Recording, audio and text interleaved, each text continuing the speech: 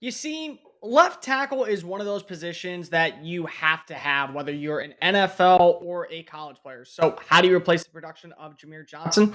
Let's talk about it.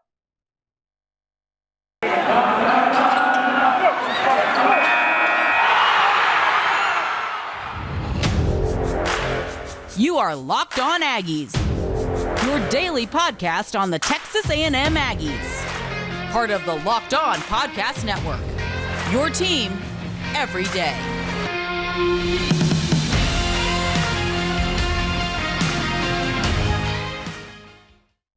Howdy, everybody, and welcome back into another episode of Locked On Aggies, presented by the Locked On Podcast Network. Cole Thompson back here in the driver's seat talking all things Texas A&M. And today, why don't we go ahead and break down the offensive line, especially the left tackle spot. That is going to be the departed name of Jahmir Johnson. This episode of Locked On Aggies is brought to you by Sonos. Sonos is the official sponsor of the College Football Playoff. To find out more about their product, go visit sonos.com/LockedOnNCAA. As always, thank you so much for making us your first listen every single day. You can check us out on iTunes, Spotify, YouTube.com, and of course, watch us live every single day right here on YouTube or listen to us at the LockedOnPodcast.com.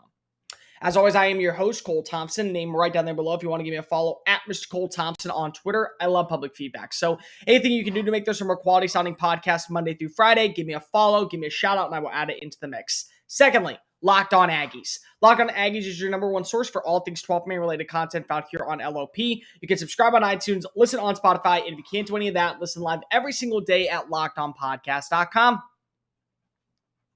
Let's talk about the big name first before we go into this whole process of what are we going to do at the offensive tackle position. Harold Perkins, officially a Texas A&M Aggie. This is such big news. This is beyond big news. Why is this such big news? Because of A&M doesn't need Harold Perkins.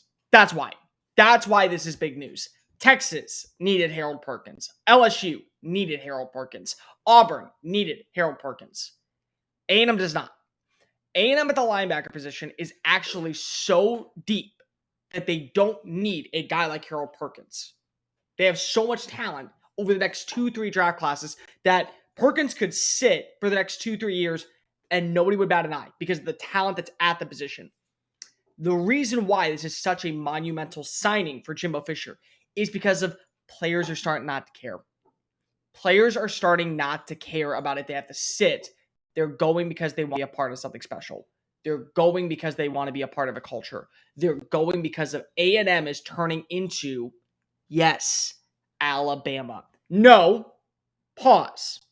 A&M has to prove on the football field more than anything else that they can play like Alabama. Jimbo Fisher has to prove he can coach like Nick Saban. They have to be able to do that before you can put them in the same category as Alabama. In fact, I'd put them right now in a category more so like LSU. Getting the prime talent, getting the actual big-time names, going to be a 10-win team consistently. Can they get over the hump of Alabama? Can they get over the hump of shooting themselves in the foot one other game a year? This is about a 10-2 roster every single year. That should immediately be the standard. The way that Jimbo Fisher has recruited, the way that they have added big-time names who are going to sit for years before actually playing and developing the talent, and then using that to go get recruiting grounds and sitting their seed in other areas of the country, brilliant move. Doesn't matter if you can't win anything. It doesn't. But you see time and time again, players say, I want to go play at LSU because of what? The culture, because of the fan base, because the name, the brand, the recognition. And I don't care if I got to sit for a year or so, I want to go to LSU. You see it at Alabama all the time. I want to wear that number on my helmet. I want to be walking down the Hall of Champions. I want to be making that trip every single Saturday out of Bryant-Denny Stadium, and I want to win a national title. They're doing that. They don't care if they're sitting for 2 years. They don't care if they're not getting a lot of reps. They don't care that they're barely playing. They don't care about their draft status right now. They're going because they want to be a part of something special. To get Harold Perkins to turn down Texas, where he immediately would be a starter, in my opinion, to turn down a couple of other programs. I think LSU was one. I think that there was another one, I'm blanking on it, that would have made him a whole 100% starter as a freshman. To go to Texas A&M is why it's hard to not believe the Aggies are about to go big. It's very hard to believe anything other than that. Because when you add in a name like a 5-star linebacker who can do a little bit of everything, cover, blitz, a surefire open field tackler, really good at read and reaction, good against the run, actually pretty decent in zone coverage, and can make that adjustment over time to where when he's finally a starter, I don't know, 2023, maybe 2024, it's going to be a light and day difference. I mean, it's going to be amazing because he's going to sit and learn instead of just playing, maybe making some mental mistakes really early on and costing A&M a big game, and he doesn't care. He wants to be at A&M. That's the key here. It's not about the fact that people believe that A&M is a great recruiting class. It's the fact that players know they're sitting or they're going to have to compete with other names in the 2022 class, and they don't care. They want to be here because that's where they want to be. They want to be at Texas A&M. Like they want to be at Alabama. Like they want to be at Ohio State and Clemson and LSU. And A&M is right there. They're right there. And you look at the way the SEC West is changing, and you look at Nick Saban potentially winning his 7th national title at the school. And then once he wins his 7th, he's the all-time winner at Alabama. How many more years does he want to coach? 2, 3, 1, and then it's over? And then it's game on? You're building a roster to where you're going to be successful now, and you're going to be successful in the long term. And if you can do that, booyah. That is why the Harold Perkins commitment is so big. They did not need Harold Perkins. Harold Perkins did not need to sit and wait at Texas A&M. But A&M wanted him, and Perkins wanted to go to A&M. When you want a player just to have them sit or have them kind of learn for a little while and you don't utilize them, and a player still wants to go there, you're trending in the right direction. You're trending in a direction that's so profoundly fantastic. You're setting yourself up for a massive line of growth down the future.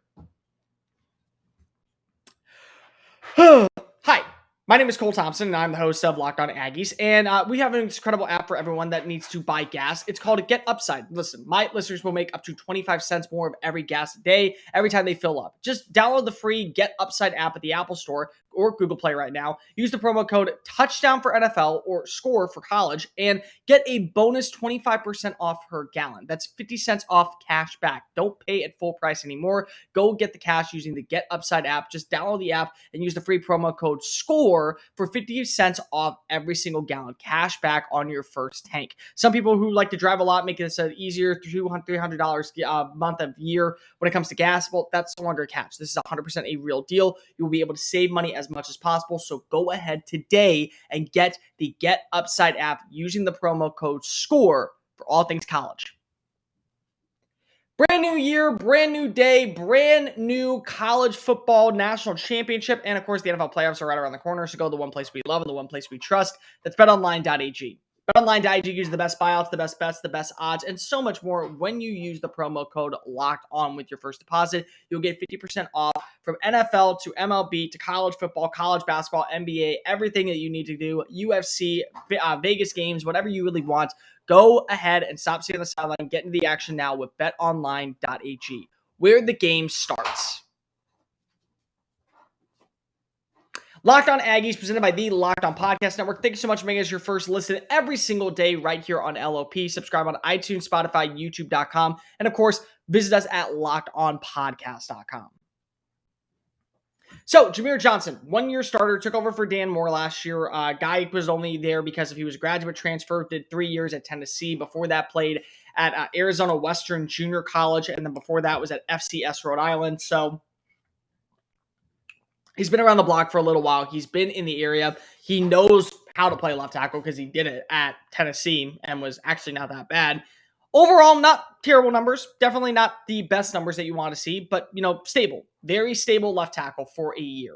Now you got to go ahead and replace him because he is, he's graduated. It's not about him going to play. It's about him graduating and going on to the next chapter of his life, whether that be the NFL, the pros, whatever you want to do. Maybe he goes to the XFL if it restarts back up, the USFL, one of those leagues. There's a lot of different ways it's going to go. It just really comes down to this final chapter of his life. So let's look at the first names that we can go ahead and talk about. Number one would be Reuben Fatheree.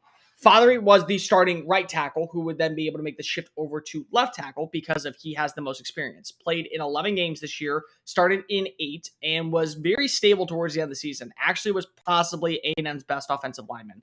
To me, I feel like that you got to give him a shot in spring to see what he is because if he has the most reps. And if you're going to go with a guy like Max Johnson, I feel like you got to go ahead and get more protection on the right side. Because if I think, yeah, because Max Johnson is a left-handed quarterback, if I'm not mistaken. So he actually may be better as a left tackle than a right tackle for that reason. Or he may be better suited as a right tackle because if you're dealing with a left-handed quarterback. The next name probably on the list that I would consider, and this would be probably the very front runner right now, that'd be Trey Zuhn, who was a 2021 recruit who joined the staff, and he didn't play because he suffered a torn ACL in his final year during his time in Colorado, and now he's fully healthy. So you redshirted him, you have him for a full year, you have him for another 3 years if you want, and he has I don't know if I would say the capabilities, but he is absolutely the biggest name to watch for. And the main reason why is because of, well, just look at his size, look at his frame, look at his numbers. 6'6", 315 pounds, really good player. Graded out as a 4-star technique. Really nice job playing the left tackle. Did it as a freshman for his high school and did it for 4 straight years. So guy has a lot of stats underneath his belt. And apparently he's very, very, very good in pass pro. So that's going to be something I'm really going to watch for in spring practice when I go up there this year is how well he works in pass pro. Because if you're trying to utilize the passing game a little bit more, you got to have somebody who's going to be able to hold their block for a long time. Because of, again, it's still going to be a young offensive line. It'll be an experienced offensive line that you'll be able to build with for the next 2-3 years, but it still is a young offensive line. You're going to have 3 guys who are going to be either a redshirt sophomore or a sophomore in general, and then you're going to have either a redshirt junior in Aki, or you're going to have a freshman coming in, which could be Cam Dewberry, and a redshirt freshman in probably Trey Zuhn getting reps at either the left or right tackle position. Now, let's just say Zuhn is not the guy, and he absolutely sucks, and he just can't get the job done. Who would be probably the next guy up? Well, you go with probably the veteran, and that would be Blake Trainer. Trainer has experience playing both left and right tackle. And at the same time, he is a name that does fit the mold of veteran. You know, left tackles have to be somebody who is a veteran, somebody who knows exactly the ins and outs, knows the cadence, can switch up at the line of scrimmage, can block really good run blockers, but is really good against the number 1 pass protector. The pass rusher, because 9 times out of 10, you see him right up on the left side because if it's going to the blind side of the quarterback. So you smack him down, get him out of the way. That's why it's his blindside protector. So you want him to be able to have as much protection as possible. I don't know if he's the best fit. I honestly could see where Fatheree wins the left tackle role. Zond isn't ready, so they go ahead and play Trainer at right tackle. I feel like that's probably the move, and that's probably where Texas A&M goes next. And then there's the wild card. And let's go ahead and talk about the wild card because that probably is the one that we're most interested in. That would be Cam Dewberry. Dewberry was a left tackle. I think a lot of people forget that Dewberry is a left tackle at Atascocita High School who we compare to all the time, Kenyon Green, because Kenyon Green was an elite left tackle coming out of Atascocita, and because A&M didn't have enough space to play him at left tackle, they said, we want you on the football field, we're going to play you at right guard, and you're going to make the Green Mile with Carson Green. Next year, they move him over to left guard. Next year, they say that they should probably keep him at left tackle. Then he goes to right tackle. Then he goes to left guard. Dewberry was better coming out of high school, according to everyone I've spoken to, than what Kenyon Green is. So if Green is a first-round talent and 2-time All-American at guard, Dewberry could be the same thing. Maybe it's just at tackle. Like, that honestly could be the answer. It just happens to be at tackle. And there's nothing wrong if it's at tackle. And you know what? If he is the right fit for the team and he's the right name for the roster and he's the guy that needs to come in, yeah, I would say that that's 100% in my personal opinion, my personal belief, the right answer. And there's no wrong answer in this because it's a brand new position. But if I was a betting man right now, I would say Zahn gets the first reps at left tackle. See what he's all about. Because if you want to get a young guy, but a very experienced guy, and again, remember, he has played so many snaps during his college career at left tackle. At high school career at left tackle. So you want to be able to see what he can do at the professional level or the collegiate level. I would then say go Reuben Fatheree next, most experienced. You got to see what you got with him. If he's better suited at right tackle, well, cool. That's where he plays. He'll stay at right tackle. If he's better suited at left tackle, okay, then what you do is you figure out what you want to do at left tackle. I mean, at right tackle, because if you're going to have some options. I then would actually go Dewberry. Dewberry to me feels like if we don't know what he is, let's go figure out what he is. If he's better suited as a guard, cool, we'll play him at guard. If he's better suited as a tackle, okay, cool, we'll play him at tackle. And then last but not least, if we got to go ahead and stick him out there, I would go and try to see what you got with Blake Traynor at left tackle. Doesn't mean that Blake Traynor is a bad tackle. It means that he is probably better suited on the right side. He's better suited protecting the front of a quarterback instead of the backside of a quarterback. But again, remember, all this could change because if there's a left-handed quarterback in the middle, then your left side is actually your right side, and your right side is actually your left side. So that's a big conversation starter that we can have on another day. It really doesn't matter. It's more so about who is best for protecting the blind side of a quarterback. And I think that Zuhn is going to be the front runner for a lot of reasons. This is it. The putt to win the tournament. You sink it. The championship is yours, but on your backswing, your hat falls over your eyes. Is this how you're running your business? Poor visibility because of you're relying on spreadsheets and outdated financial software. To see the full picture, you need to upgrade with NetSuite by Oracle. NetSuite is the #1 cloud financial system to grow your growth with visibility, control, and financial inventory, HR planning, budgeting, and more. NetSuite can automate your process and close your books in no time while staying ahead of the competition. 93% of surveyed businesses increase their visibility and control after upgrading to NetSuite. Over 28,000 businesses already use NetSuite. So for the new year, it's a brand new day. NetSuite has still a brand new product for you to go test out. Just go visit netsuite.com/locked, LOCKED, exclamation point, LOCKED. Head on over to netsuite.com/locked for special once-of-a-kind financing offer for the #1 financial system in growing businesses today. netsuite.com/locked. Locked On Aggies, presented by the Locked On Podcast Network. Thank you so much for making us your first listen every single day. Check us out on iTunes, Spotify, YouTube.com. And of course, make your second listen Locked On Bets with your boy Q and handicapping expert Lee Sterling. Get daily picks, odds, wagers, and much more when you visit the Locked On Bets podcast presented by BetOnline.ag. Locked On Bets podcast. So I want to talk about this because there is a rumor going around that A&M is signaling in on its next defensive coordinator. And I don't agree with it. I don't think this is the guy. And a lot of reasons I don't agree with it. It's DJ Jerkin from Ole Miss. DJ Jerkin is a little complicated. And he's been a little complicated since his time at Michigan. And I don't think it's going to go away anytime soon. The big story with DJ Jerkin is when he was the head coach at Maryland, he killed a kid. I mean, I'm not going to go ahead and say it any easier. He killed a kid. I don't think that that's a good fit. And I don't know how you sell it to the boosters. Especially when you have a guy like Mike Elko who helped adapt one of the best defenses Texas A&M has ever seen. And you look at how Ole Miss's defense in year one, I give a lot of credit.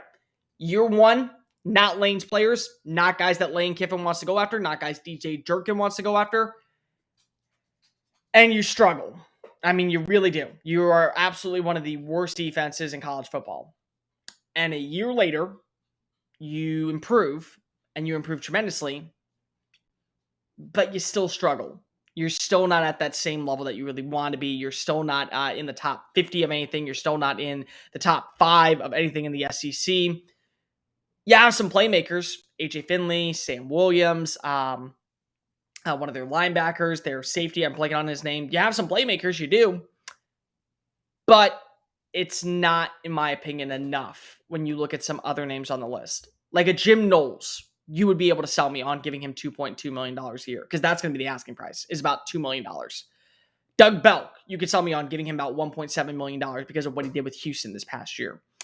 You could sell me on even Derek Mason, because Derek Mason has head coaching experience and always had a good defense at Vanderbilt. Now, never had a good offense and was a horrendous head coach, but he had good defenses during his time at Stanford and during his time at Vanderbilt.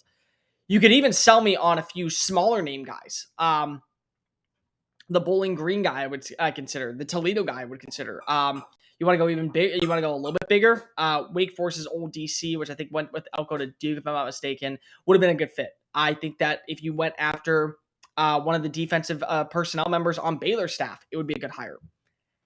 DJ Durkin comes with so much backlash and baggage and doesn't have the resume that's going to resonate with Texas A&M fans. It's just not possible. And again, I'm not here to say that that should be a deciding factor because of what happened with him at Maryland, but you look at the way that he's coached his players this past year, especially in the Sugar Bowl. And again, keep this in mind. It wasn't like they had opt-outs. They, I think, had one opt-out from a starter, and that was it. Everybody else played. Everybody else played because they wanted to try and get 11 wins for the first time in program history. And I look at what happened in that game to where they allowed Gary Bohannon, who has been at best a below average quarterback. Now, when he runs the football, it boosts his status a little bit, but not a really great guy. They allowed him to torch them on multiple occasions, and they couldn't stop the run. And a lot of that's also due because they play a 3-3-6 kind of style. They play a lot of dime. They play a lot of 6 defensive backs. That would not be the case at Texas A&M. And Durkin, I will give him credit here. That was a request made by Kiffin, not a request made by him personally. When he was at Maryland and when he was at Michigan, they ran a 4-3. So very similar to what you're seeing with Texas A&M, except they did not run a lot of dime when they were at Michigan. They ran a lot of dime when they were at Maryland. So he does have the experience of what kind of defense Texas A&M can play in. But Durkin does make some sense in the sense of he's been around the SEC. But besides that, there's not really much else I would say. If Jimbo Fisher is smart, he would go in a completely different direction. I think that this is a move that is not going to be well represented by the college, and it's not a move that's going to be well represented by the fan base, especially when you look at his track record. I would absolutely instead go with the NFL guy. I would absolutely instead go with a younger guy who's maybe a little bit more unproven, because if Durkin does not have a leg to stand on when it comes to production to match his off the field and really sometimes on the field antics. I'm against the hire. If that's going to be the hire, I don't think it's going to end up really well for Texas A&M. It's a lot like John Chavis. Remember that hire when everyone said, oh, he's going to be amazing. And he actually was kind of horrendous. I mean, it was actually one of the worst hires that I've seen in a minute by Texas A&M. And there was a lot of reasons why he didn't work out. And there's a lot of reasons why he didn't work out basically anywhere else he went after he left LSU. So there's a lot of reasons why I think DJ Durkin could be John Chavis 2.0 in more ways than one. And I'm not for the hire. I really hope that that is not going to be named officially the hire later on this week, later on this month, whatever it happens. I really hope that Jimbo Fisher thinks long and hard and goes in a different direction. That's going to do it for this edition of Locked On Aggies. Make sure you're following us on social media at Mr. Cole Thompson and at Locked On Aggies. On tomorrow's show, let's look at some other positions that we got to go ahead and address. Aaron Hansford, let's go ahead and break that one down. And maybe we'll even add in a little bit of cornerback battle of who are some names to watch for at that position. See you tomorrow. And remember, game y'all.